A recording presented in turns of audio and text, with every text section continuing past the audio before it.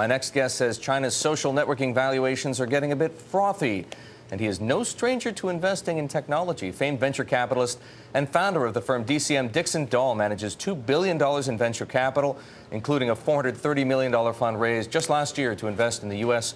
and China. Some of his investments include Renren, Dang Dang, and BitAuto. Dixon, a delight to have you here on Bloomberg Television. Great to be back, Erik. Is it a great time to be a venture capitalist or not? Competition is getting intense, and the IPOs are getting more difficult to stage. It's one of the best times to be a venture capitalist in the last 10 or 11 years.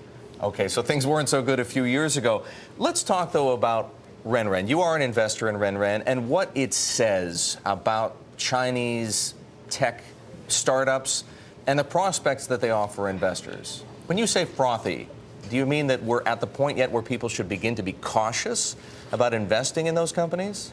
Well, I think you should always be cautious about investing in any company anywhere, especially in China. I think what should we be afraid of? Is it strictly valuations, or is there more? Are you beginning to be concerned about things like SinoForest, the accusations of fraud against the Chinese forestry company that happens to trade in Toronto? There's an extremely high premium on doing very thorough due diligence in Chinese companies, but if the companies pass the test, you can get excellent companies like Renren and Dang Dang that will do very well over the long term and are real companies and are well positioned to provide superior returns. Dixon, my colleague Chris Valerio was with us from San Francisco just a few minutes ago talking about the amount of money that's being thrown at startups and how some startups, in fact, don't even know how to spend all this money, and that just diminishes the likelihood that the venture capital firms doing the investing are going to be able to get out profitably in the end. Do you see that happening? Yeah, there are definitely some signs of a bubble that is reminiscent of '99 and 2000, but I think there are an awful lot of things that are different this time around.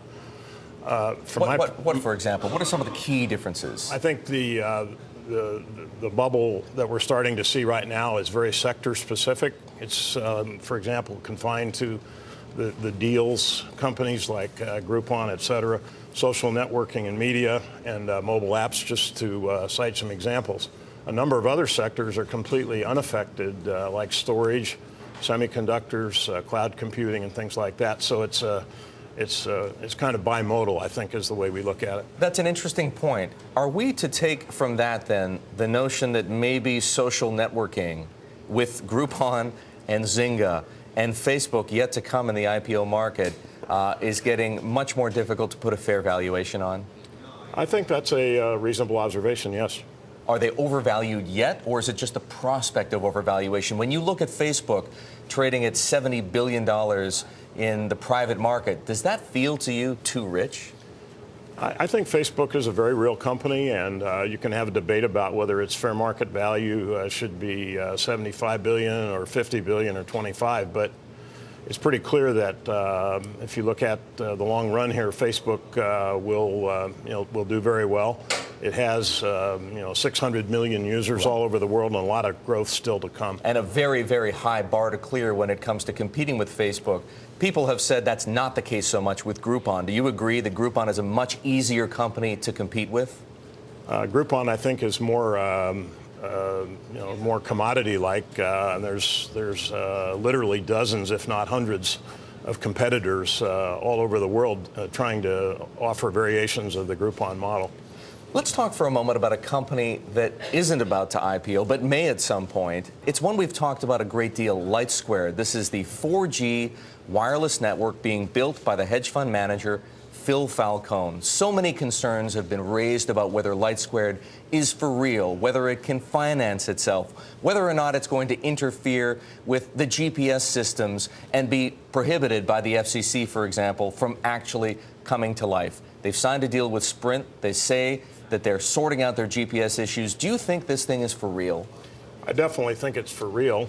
They signed a massive 15-year, multi-billion-dollar contract with Sprint. I don't think they've officially formally announced it, but it's pretty common knowledge across the industry. Last week, over 30 entrepreneurial companies around the U.S., including DCM, sponsored a petition to the FCC to have them comprehensively evaluate the interference effects and come up with a win-win solution. Why is DCM getting involved here? We happen to have a portfolio company that is working in conjunction with LightSquare. Okay, so you have no financial stake in LightSquare. Okay, none but you at do all. have a vested interest to a degree. But I think the country has a vested interest in seeing LightSquare be successful as well.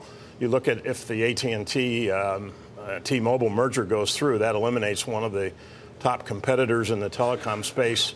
And we need more competition now, not less. You know what it's like to deal with limited partners in private investment firms like yours. Should Phil Falcone's LPs be a little less concerned about the fact that he is putting so many marbles in this one bowl? I can't speak to his investor set, and I don't know what kinds of expectations he has set with them. In general, in DCM and most of our peers, we would not be distributing shares of a private company because our investors fund us to get the companies liquid and then return the proceeds. But by the same token, he's distributing those shares to those who want to redeem because he doesn't want to lose control of the LightSquare venture, doesn't want these things to be trading on a private market, wants to make sure that it actually comes to life. Do you think on that basis it's reasonable what he's doing? If that's the expectation and the deal that he has set with his investors, then it's fine.